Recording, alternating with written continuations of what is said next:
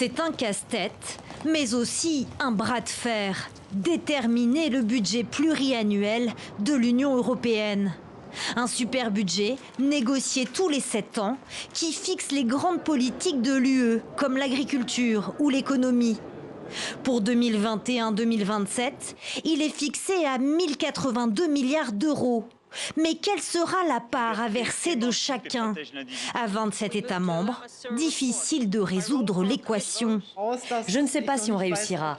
Nous estimons que nos préoccupations n'ont pas encore été suffisamment prises en compte dans de nombreux domaines et j'entrevois donc des négociations très dures et compliquées. Traditionnellement, chaque pays contribue à hauteur de 1% de son revenu national brut.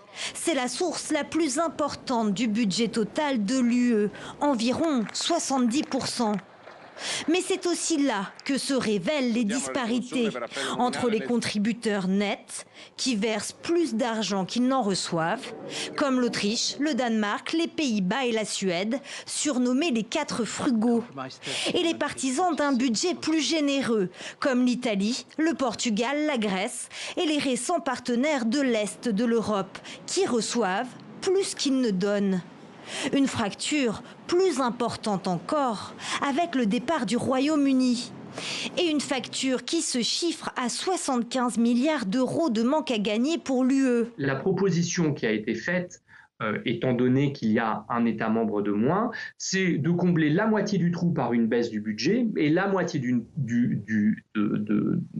trou par une hausse des recettes. Et c'est là que, vous vous en doutez, le bât blesse, puisque personne n'a envie aujourd'hui de payer plus que ce qu'il ne paye actuellement. Difficile donc de se mettre d'accord jusque dans les couloirs des institutions.